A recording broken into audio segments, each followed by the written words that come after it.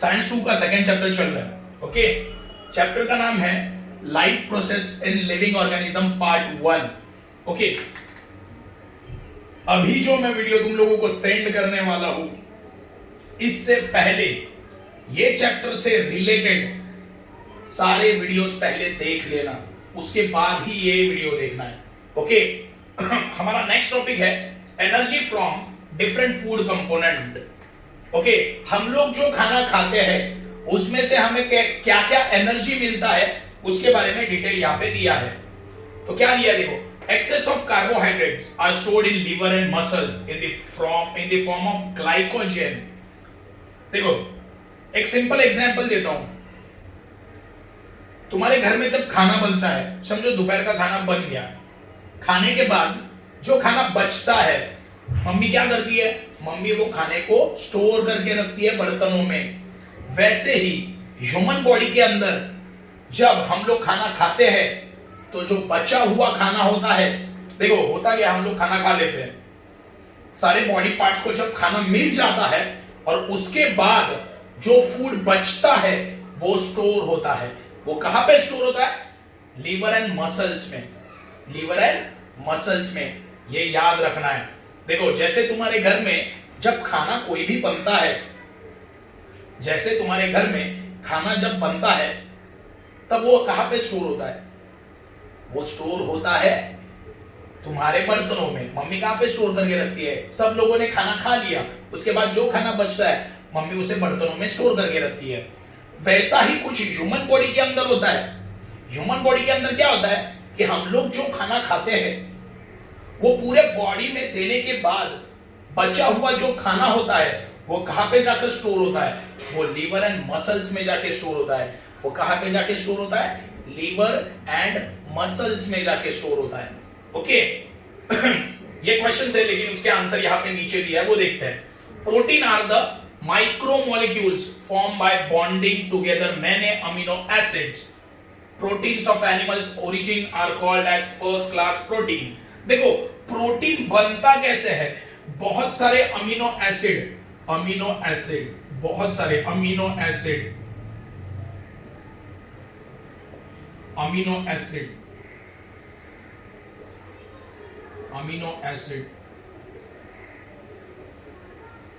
देखो ये जब एक दूसरे को, देखो बहुत सारे अमीनो एसिड जब इकट्ठा किए जाएंगे, एक दूसरे को चेन से बांध दिए जाएंगे, तब बनता है प्रोटीन। क्या बनता है? प्रोटीन। याद रखना, प्रोटीन कैसे बनता है? बहुत सारे अमीनो एसिड को जब हम लोग बांध देंगे, ओके, उनको चेन से बांध देंगे, तब क्या बनेगा? प्रोटीन बनेगा। तो ओके, यहां पे लिखा है protein are micromolecules. Okay, protein क्या होता है? माइक्रोमोलिक्यूल। माइक्रोमोलिक्यूल मतलब बहुत ही छोटा मॉलिक्यूल जो अपनी आंखों से दिखाई नहीं देगा, उसे हम लोग बोलेंगे micromolecule. Okay, protein are the micromolecules. Okay, micromolecule मतलब इतना हो छोटा होता है वो कि वो आंखों से दिखाई नहीं देता, माइक्रोस्कोप के नीचे वो दिखाई देगा, इसीलिए उसे बोला गया है micromolecule.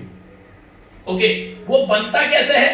Bye bonding together many amino acid. बहुत सारे अमीनो एसिड को मैं जब बॉन्ड करूंगा मतलब क्या? एक चेन से बांध दूंगा। देखो ये अमीनो एसिड को मैंने चेन से बांध दिया, ये अमीनो एसिड को मैंने चेन से बांध दिया, ये अमीनो एसिड को चेन से बांधा, ये अमीनो एसिड को मैंने चेन से बांध दिया। तो ऐसे अमीनो एसिड को मैं ऐसे चेन से बांध दूंगा तो जो चीज तैयार होगी वो होगी प्रोटीन। ओके, क्या बोला समझा? प्रोटीन कैसे बनता है? ये ऐसे बनता है। प्रोटीन क्या है? माइक्रोमोलिक्यूल है। प्रोटीन क्या है? माइक्रोमोलिक्यूल। और वो बनता कैसे है? जब बहुत सारे अमीनो एसिड एक साथ आ जाते हैं तब बनता है protein. Protein of animals origin are called as first class protein. तुम लोग नॉन वेजिटेरियन बहुत सारे लोग होंगे। ओके, हम लोग अगर चिकन, देखो चिकन मैंने खा लिया, चिकन में से मुझे बहुत ज्यादा प्रोटीन मिलेगा। अगर मतलब जो नॉन वेज खाने वाले लोग जो होते हैं उनमें ज्यादा प्रोटीन होगा। क्यों? क्योंकि वो नॉन वेज खाते हैं, एनिमल्स को खाते हैं। ओके, एनिमल बॉडी में से हमें ज्यादा प्रोटीन मिलता है। फॉर एग्जाम्पल चिकन, अगर मैंने देखो अगर मैं रोज के रोज चिकन खा रहा हूं तो मेरी बॉडी को प्रोटीन ज्यादा मिलेगा, इसीलिए उसे बोला गया है first class protein. We get 4 kilo calorie of energy per gram of protein. Okay, 1 gram protein में से कितना एनर्जी मिलेगा? 4 kilo calorie, 4 kilo calorie energy मुझे मिलेगा। Amino acid are obtain after digestion of proteins. देखो अमीनो एसिड कब मिलते हैं? अमीनो एसिड कब मिलेगा?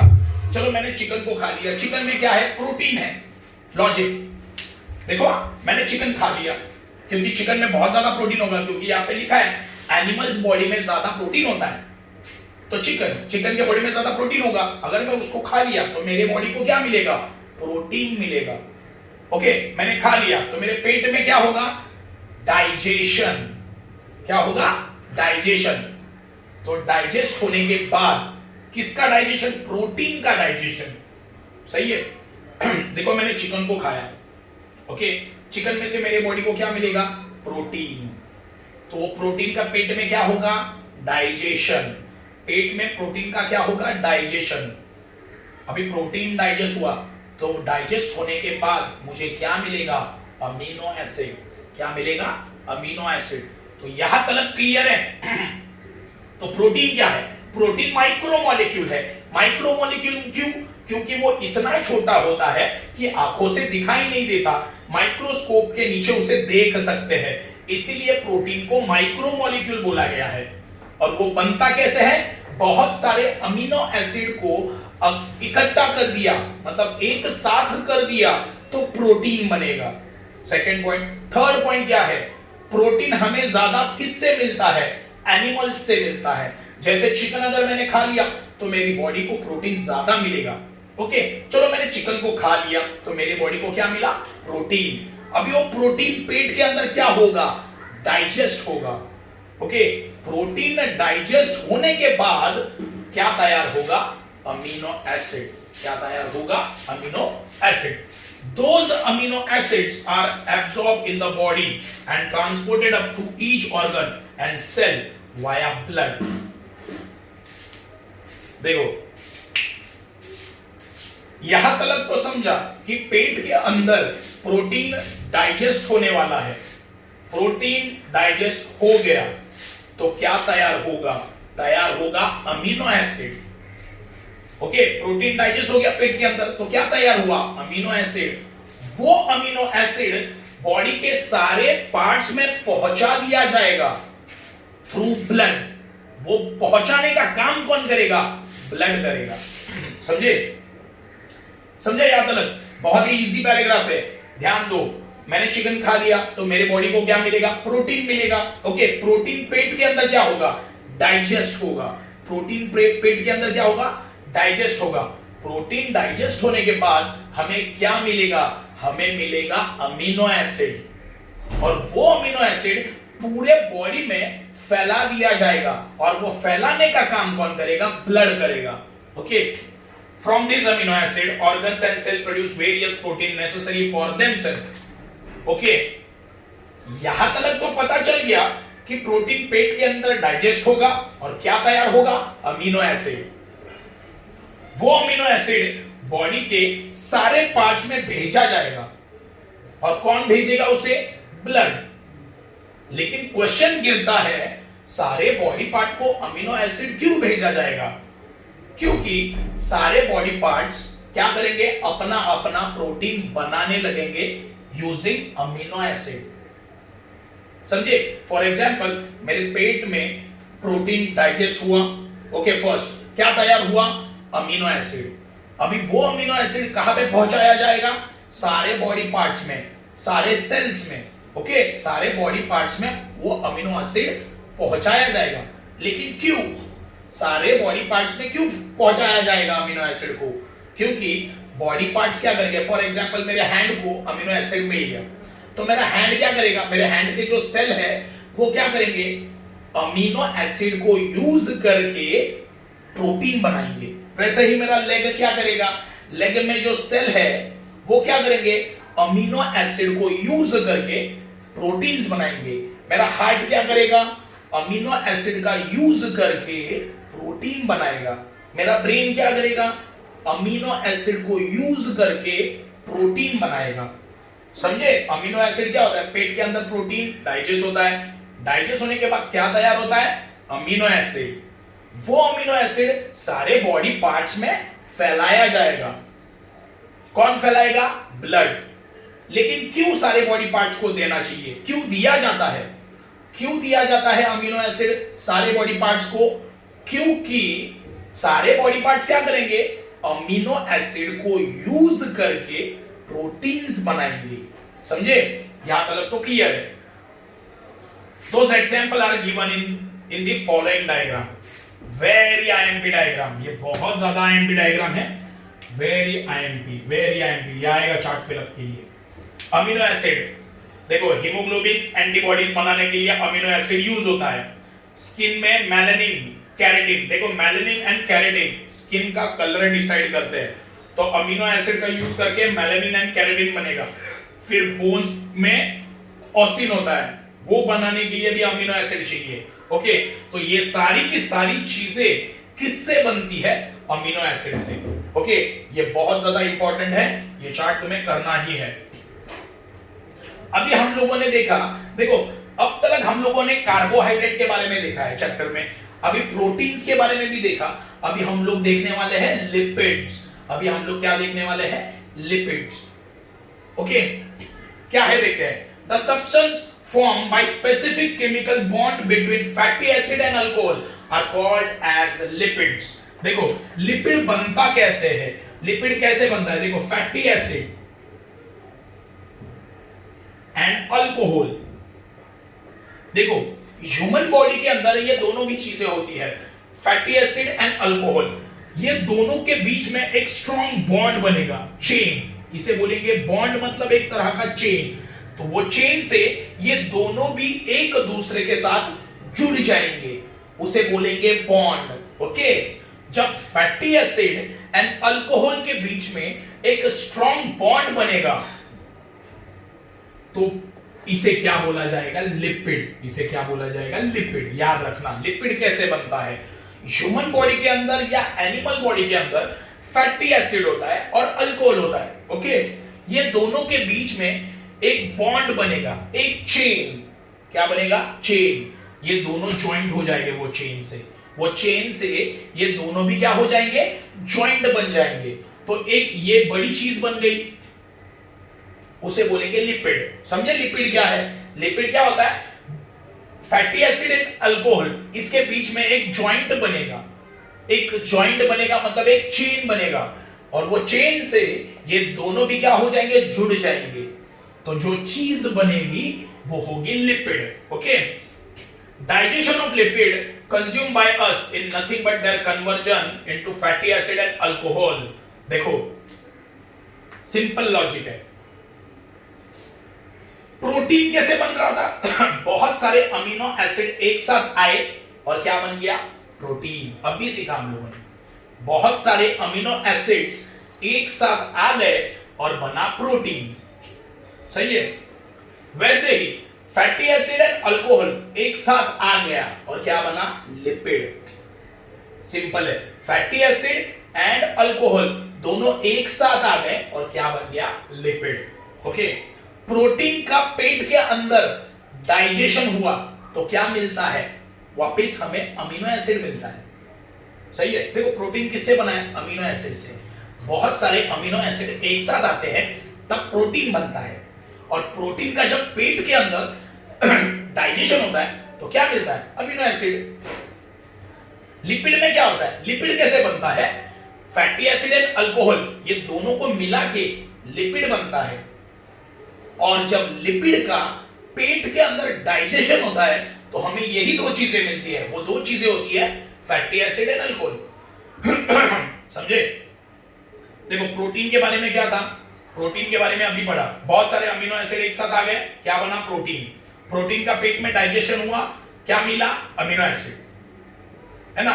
मतलब प्रोटीन जिससे बनता है वही डाइजेशन होने के बाद मिल जाता है, अमीनो एसिड। वही है ना, सिंपल है। अभी क्या सीखा हम लोगों ने प्रोटीन के बारे में, बहुत सारे अमीनो एसिड एक साथ आ गए, बना प्रोटीन, और प्रोटीन जब पेट के अंदर डाइजेस्ट होता है तो क्या मिलता है? Amino acid. वैसे ही लिपिड कैसे बनता है? फैटी एसिड एंड अल्कोहल एक साथ आ गए तो क्या बना? लिपिड्स। क्या बना? लिपिड्स। अभी लिपिड का पेट के अंदर डाइजेशन हुआ तो क्या मिलेगा? Fatty acid and alcohol.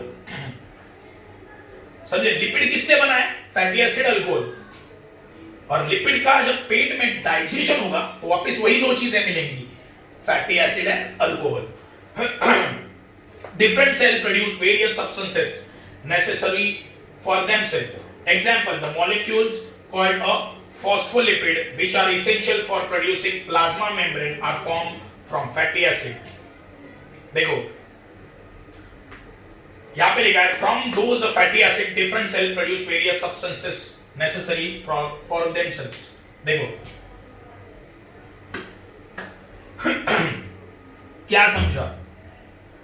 Lipid बनता कैसे? वापस एक बार देखते हैं, लिपिड कैसे बनता है? Fatty acid and alcohol. देखो डायग्राम से देखते हैं, डायग्राम से देखो, फैटी एसिड प्लस अल्कोहल, ये दोनों को जब मैं ऐड कर दूंगा तो मिलेगा लिपिड। अभी लिपिड का क्या होगा? डाइजेशन। लिपिड का जब डाइजेशन होता है तो कौन सी दो चीजें मिलती है? वापस मिलते हैं मुझे फैटी एसिड एंड अल्कोहल। समझे?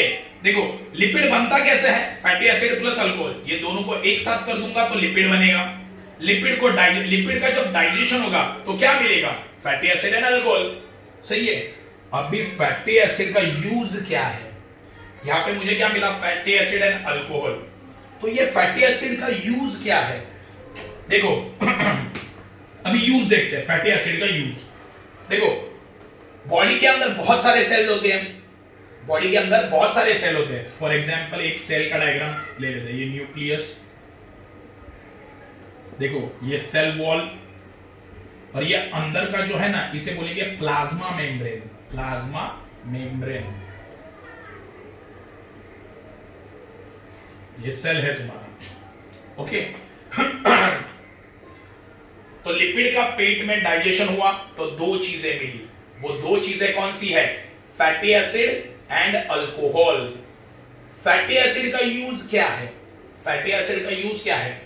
देखो एक बॉडी के अंदर बहुत सारे सेल होते हैं, बॉडी के अंदर बहुत सारे सेल होते हैं। सेल में क्या क्या होता है? सेल वॉल होता है, न्यूक्लियस होता है, एंड ये प्लाज्मा मेम्ब्रेन होता है। अंदर का जो बॉर्डर है उसे बोलेंगे प्लाज्मा मेम्ब्रेन।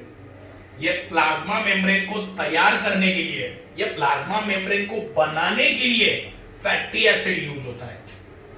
ओके, सेल के अंदर प्लाज्मा मेम्ब्रेन है, वो प्लाज्मा मेम्ब्रेन को बनाने के लिए फैटी एसिड यूज होता है। ओके, बॉडी के अंदर बहुत सारे हार्मोन्स होते हैं, हार्मोन्स। ओके, हार्मोन्स के बारे में एक चैप्टर है, वो देखेंगे आगे, लेकिन बस कितना याद रखना कि बॉडी के अंदर बहुत सारे हार्मोन्स होते हैं, वो बनाने के लिए भी फैटी एसिड यूज होता है। वो हार्मोन्स कौन से? Progesterone, oestrogen, testosterone, aldosterone. Okay, and the covering around the axon end of nerves cell. देखो एक्सॉन नर्व लास्ट ईयर देखा था 9th में, इसके ऊपर का कवरिंग बनाने, देखो ये एक्सॉन नर्व है, axon nerve, axon cell. Okay, ये बॉडी के अंदर होता है, एक्सॉन सेल होता है बॉडी के अंदर, ये ऐसे होता है। उसके ऊपर का कवरिंग बनाने के लिए भी, प्रोटेक्शन कवरिंग बनाने के लिए भी फैटी एसिड यूज होता है। तो फैटी एसिड तीन चीजों के लिए यूज होता है। देखो पहला, फैटी एसिड किसके लिए यूज होता है? सेल के अंदर प्लाज्मा मेम्ब्रेन है, सेल के अंदर ये जो बॉर्डर है ना अंदर का, इसे बोलेंगे प्लाज्मा मेम्ब्रेन। इसको बनाने के लिए फैटी एसिड यूज होता है, फर्स्ट। सेकंड, बॉडी के अंदर हार्मोन्स बनाने के लिए भी फैटी एसिड यूज होता है। कौन से hormones? Progesterone, oestrogen, testosterone, aldosterone. ये चार हार्मोन्स बनाने के लिए भी फैटी एसिड यूज होता है। ओके, ये याद रखना है नाम, इसके बारे में आगे के चैप्टर्स में दिया है। Okay, third use, axon cell, human body के अंदर एक्सॉन सेल होता है। एक्सॉन सेल का काम क्या होता है? अगर मैंने देखो यहाँ पे टच किया, देखो यहाँ पे मैंने टच किया ना तो मुझे फील होता है, यहाँ पे टच किया तो फील होता है क्यों? क्योंकि यहाँ पे जब मैं टच करता हूँ तो सिग्नल कहाँ पे जाता है? ब्रेन के पास। तो ब्रेन को पता चल जाता है कि हाँ यहाँ पे टच किया है। तो यहां से सिग्नल ब्रेन तक कैसे जाएगा? Using axon cell. समझा एक्सॉन सेल क्या होता है? अपने पूरे बॉडी में एक्सॉन सेल फैला है, एक्सॉन नर्व सेल। ओके, अगर मैंने यहाँ पे टच कर दिया तो ये सिग्नल ब्रेन के पास जाएगा, ब्रेन को पता चलेगा हाँ यहाँ पे टच किया है। कैसे पता चला? सिग्नल गया कैसे ब्रेन के पास? Using axon cell. ओके, तो ये एक्सॉन सेल का जो कवरिंग होता है वो बनाने के लिए फैटी एसिड यूज होता है। Okay, we get 9 kilo calorie of energy per gram of lipid. देखो प्रोटीन का 1 ग्राम से कितना मिलता है? 4 किलो कैलोरी। कार्बोहाइड्रेट के 1 ग्राम से कितना मिलता है? 4 किलो कैलोरी। मैंने ये पहले वीडियो में बताया। अगर मैं 1 ग्राम कार्बोहाइड्रेट खाऊंगा, कितना? 1 ग्राम कार्बोहाइड्रेट खाऊंगा, कितना एनर्जी मिलेगा? 4 किलो कैलोरी। मैं 1 ग्राम प्रोटीन खाऊंगा, 4 किलो कैलोरी एनर्जी मिलेगा। लेकिन मैं 1 ग्राम लिपिड खाऊंगा तो मुझे 9 किलो कैलोरी एनर्जी मिलेगा। ओके, आगे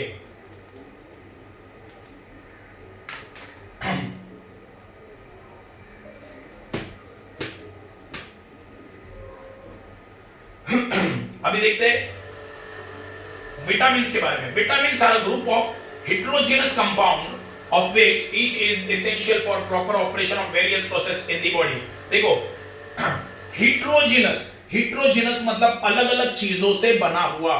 देखो vitamin a group of heterogeneous compound heterogeneous मतलब देखो पहले तो कंपाउंड मतलब क्या? मतलब देखो एक एग्जांपल देता हूं। चाय बहुत सारे मटेरियल से बनी है, तो मैं चाय को एक कंपाउंड बोलूंगा। क्यों? चाय के अंदर अलग अलग चीजें डाली गई है ना? पानी, दूध, फिर शुगर, चाय पत्ती, अलग अलग चीजें चाय बनने के लिए यूज होती है और हमें आउटपुट में मतलब लास्ट में रिजल्ट क्या मिलता है? चाय। तो चाय बन गया हेट्रोजेनस कंपाउंड। समझा? हेट्रोजेनस कंपाउंड मतलब क्या? हेट्रोजेनस मतलब अलग अलग चीजें। कंपाउंड मतलब क्या? कंपाउंड मतलब क्या? अलग अलग चीजों को मिलाकर जो फाइनल मुझे जो मिला उसे बोलेंगे हेट्रोजेनस कंपाउंड। देखो हेट्रोजेनस कंपाउंड का एक एग्जांपल देता हूं। चाय के अंदर अलग अलग चीजें डाली जाती है। कौन सी होती है? पानी, दूध, चाय पत्ती और शुगर, शक्कर डाली। ये 4 अलग अलग चीजें हैं। इनको मैं जब मिक्स करूंगा तो क्या बनेगा? चाय। तो चाय बन गया तुम्हारा heterogeneous compound. Okay, heterogeneous why? Because चाय अलग अलग चीजों से बनी है। और कंपाउंड क्यों? क्योंकि सारों को मिलाकर जो एक चीज बन गई, वो एक चीज क्या बनी? चाय। इसीलिए पूरा बोलेंगे हेट्रोजेनस कंपाउंड। याद रखना है, ये एग्जांपल याद रखो चाय का। ओके, चाय कैसे बहुत सारे चीजों से बनी है, अलग अलग चीजों से, तो उसे बोलेंगे हेट्रोजेनस। और अलग अलग चीजों से मुझे लास्ट में एक चीज मिली, वो होती है चाय, तो कंपाउंड। तो विटामिन क्या है? विटामिन हेट्रोजेनस कंपाउंड है। हेट्रोजेनस मतलब विटामिन बहुत सारी चीजों से बना है। ओके, विटामिन बहुत सारी चीजों से बना है। ओके, इसीलिए उसे क्या बोला गया है? Heterogeneous compound. Each is essential for proper operation of various process in the body. देखो ह्यूमन बॉडी को विटामिन की जरूरत होती है। क्यों? हमारे बॉडी में जो प्रोसेस हो रहे हैं ना, मतलब क्या? Digestion process, respiration process, circulation process, ये सारे प्रोसेस के लिए विटामिन की जरूरत होती है। समझे? ह्यूमन बॉडी के अंदर बहुत सारे प्रोसेस चलते हैं। ह्यूमन बॉडी के अंदर बहुत सारे प्रोसेस चलते हैं। कौन से बताया मैंने? डाइजेशन चलता है, एक्सक्रीशन चलता है, रेस्पिरेशन चलता है। ये सारे प्रोसेस के लिए किसकी जरूरत होती है? विटामिन की। मतलब अब तक मुझे ये पता चला कि बॉडी के अंदर ह्यूमन बॉडी को एनर्जी की जरूरत होती है। क्यों? बॉडी के सारे काम करने के लिए। बॉडी के अंदर बहुत सारे प्रोसेस है। कौन से? डाइजेशन है, सर्कुलेशन है, रेस्पिरेशन है, तो बहुत सारी प्रोसेस को काम करने के लिए एनर्जी की जरूरत होती है। लेकिन एनर्जी के साथ साथ विटामिन की भी जरूरत होती है। किसकी जरूरत होती है? विटामिन। ओके, अब तक मुझे ये पता चला कि ह्यूमन बॉडी को एनर्जी के साथ साथ विटामिन की भी जरूरत होती है। समझे? तो ये विटामिन क्या है? Heterogeneous compound. हेट्रोजीनस मतलब अलग अलग चीजों से बना हुआ कंपाउंड। ओके, विटामिन क्या है? Heterogeneous compound. हेट्रोजीनस मतलब अलग अलग चीजों से बना हुआ, और वो ह्यूमन बॉडी के लिए बहुत इंपॉर्टेंट होता है। There are main 6 types of vitamin. कितने टाइप के विटामिन है? 6 टाइप के है, A B C D E के। ओके, ये 6 टाइप के विटामिन है। उसमें से ए D E K are fat soluble, whereas B and C are water soluble। देखो, ए 6 तरह के विटामिन है, ए डी ई एंड के किसके अंदर सोल्यूबल है? फैट। देखो, बॉडी के अंदर जो फैट्स जमा होता है ना, बॉडी के ह्यूमन बॉडी के अंदर जो फैट्स जमा होता है ना, चर्बी, हम लोग उसे चर्बी बोलते हैं। तो ये जो विटामिन होते हैं ना, ए डी ई के, ये जो 4 विटामिन है वो हमारे चर्बी के अंदर सॉल्यूबल होते हैं। सॉल्यूबल मतलब उसमें घुल जाते हैं, ओके, मिक्स हो जाते हैं। ये 4 विटामिन हमारे फैट्स के अंदर सॉल्यूबल है। सॉल्यूबल मतलब क्या? उनमें मिक्स हो जाते हैं ये 4 विटामिन फैट्स के अंदर, मतलब अपनी चर्बी के अंदर। बी एंड सी जो विटामिन है वो पानी में मिक्स होते हैं, वाटर सोल्यूबल होते हैं। वाटर सोल्यूबल मतलब पानी के अंदर मिक्स होते हैं। We have seen that FADH2 and NADH2 are produced in the process like glycolysis and Krebs cycle. Vitamin like riboflavin and nicotinamide respectively are necessary for this production, their production.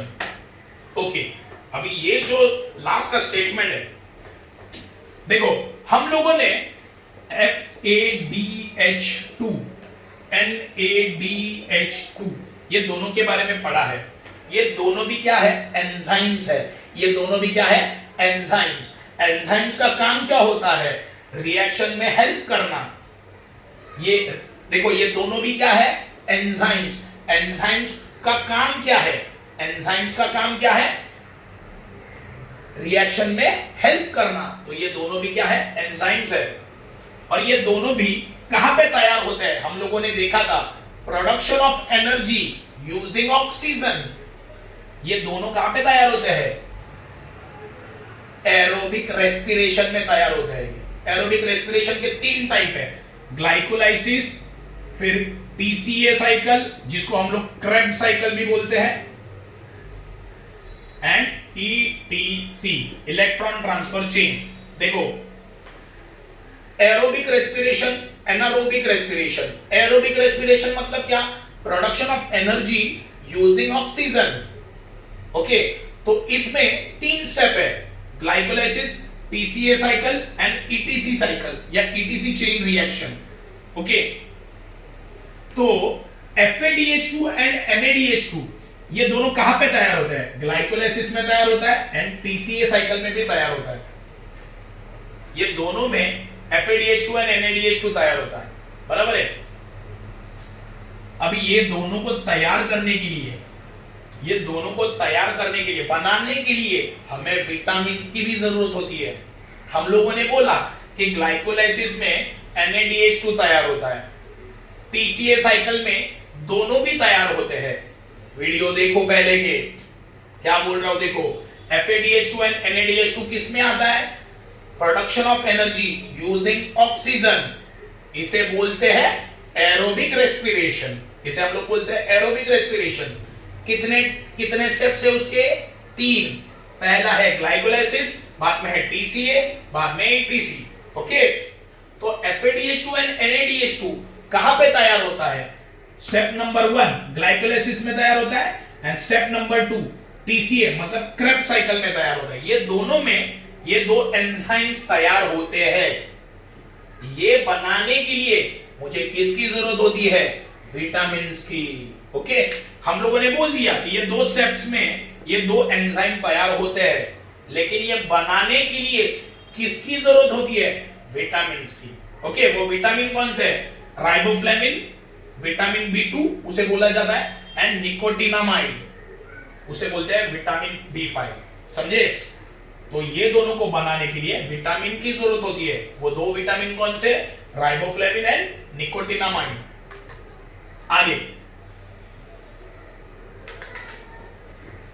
आगे है, there is about 65 to 70% of water in our body। हमारे body में 60 to 70% पानी है। Each cell contains 70% of water, weight by weight। Blood plasma also contain 90% of water। देखो simple है, blood में 90% पानी होता है, ओके। Each cell contains 70% water। Cell के अंदर 70% पानी होता है। पूरे बॉडी में, हमारे ह्यूमन बॉडी में एवरेज कितना परसेंट बॉडी पानी होता है? 65 to 70%। उसमें से ब्लड के अंदर 90% एंड हर सेल में 70% पानी होता है। Function of the cell and thereby whole body disturbs even if there is a little loss of water from the body। अगर बॉडी के अंदर पानी का लेवल कम हो गया तो हमारा बॉडी ठीक से परफॉर्म करना बंद कर देगा, ओके। पूरे के पूरे बॉडी में टोटल कितना परसेंट पानी होता है? 65 to 70% पानी होता है। हर सेल में 70% पानी भरा होता है। मतलब सेल का अगर मैं वेट करूं, अगर सेल का वेट है 1 ग्राम, सेल का वेट कितना है? 1 ग्राम, तो 1 ग्राम में 70% पानी होगा। क्या बोला, समझे? एक सेल का वेट है 1 ग्राम, तो वो 1 ग्राम में कितना परसेंट पानी होगा? 70%। सेल ब्लड के अंदर भी कितना? 90% पानी भरा होता है। अगर बॉडी के अंदर पानी का लेवल कम हो गया तो हमारा बॉडी ठीक से परफॉर्म नहीं करेगा। Hence water is an essential nutrient। तो पानी एक जरूरत, इंसान की जरूरत है, न्यूट्रिएंट बोला गया है उसको। Along with all above mentioned nutrient, देखो पानी के साथ साथ या विटामिन के साथ साथ और किसकी जरूरत होती है बॉडी को? फाइबर की जरूरत होती है, ओके। पानी एक न्यूट्रिएंट है, ओके। पानी के साथ साथ हमें किसकी जरूरत है? फाइबर्स की जरूरत होती है। In fact, we cannot digest the fiber. However, they help in the digestion of other substances and digestion of undigested substances। देखो अब तक मुझे क्या पता चला? मुझे पता चला कि ह्यूमन बॉडी में पानी की जरूरत होती है। अगर पानी नहीं होगा बॉडी के अंदर तो हमारे बॉडी के काम सारे खराब हो जाएंगे। तो पानी को न्यूट्रिएंट बोला गया है। तो पानी के साथ साथ ह्यूमन बॉडी को फाइबर्स की भी जरूरत होती है, ओके। फाइबर्स की भी मतलब for example metal component, fibres अगर बोला जाए, हमारे बॉडी में भी मेटल कंपोनेंट्स होते हैं, ओके। मेटल के कंपोनेंट्स होते हैं, बहुत स्मॉल होते हैं, उसे बोला गया है फाइबर। उसकी भी जरूरत ह्यूमन बॉडी को होती है। क्यों होती है? फाइबर क्या करता है पता है? हमें डाइजेशन में हेल्प करता है। खाना डाइजेस्ट करने के लिए हमें फाइबर हेल्प करता है। और जो अनडाइजेस्टेड फूड होता है वो बाहर निकालने के लिए भी फाइबर हेल्प करता है, समझे? तो दो इंपॉर्टेंट न्यूट्रिएंट कौन से? पानी और फाइबर। फाइबर का मेन काम क्या है? खाने को डाइजेस्ट करना, और जो अनडाइजेस्टेड फूड है उसको बाहर निकालना। चैप्टर का लास्ट पार्ट बचा है, वो कल बता दूंगा, चैप्टर खत्म हो जाएगा। फिर साइंस 1 का सेकंड चैप्टर देखेंगे। 4 चैप्टर्स ऑलमोस्ट डन होने आए हैं। ये 3rd चैप्टर है, वो 4th वाला मैं कंप्लीट कर दूंगा। मिनिमम 8 से 10 चैप्टर हमारे होंगे तुम्हारा स्कूल चालू होने तक। साइंस का ऑलमोस्ट 60% सिलेबस खत्म हो जाएगा। मेन सब्जेक्ट है ये साइंस एंड देखो मैथ्स का तो 4 हो गया है, ओके। बचा कितना? टोटल 7-8 बचा है। उसमें से भी 2-2 एक्सरसाइज वाले बहुत सारे चैप्टर है। तो अलजेब्रा, ज्योमेट्री एंड साइंस तो मेन है। हिस्ट्री का चल रहा है, ज्योग्राफी बहुत ही छोटा है, 9 ही चैप्टर है, उसमें से 2 चैप्टर हो गए। पहला वाला तो विजिट वाला है तो वो तो इजी है, सेकंड वाला मैंने सिखा दिया है, ओके। और 2 कर दूंगा तो मिनिमम 50% हो जाएगा, ओके। लैंग्वेज धीरे धीरे अभी कल से मैं स्टार्ट करूंगा। हर एक दिन लैंग्वेज का मैं वीडियो तुम्हें सेंड करने वाला हूँ। आज इंग्लिश का करूंगा, कल से हिंदी का करूंगा, फिर मराठी, अल्टरनेट डेज चलेगा, ओके। तो मिनिमम 15 तारीख तक तुम्हारे 15 चैप्टर हो जाएंगे हिंदी एंड मराठी के। लैंग्वेज का इशू नहीं है, लैंग्वेज एक दिन में एक चैप्टर हो जाता है सिखा के। मेन साइंस और history and maths, okay. History का लर्निंग बहुत टफ है, याद रखना, लर्न करते रहना।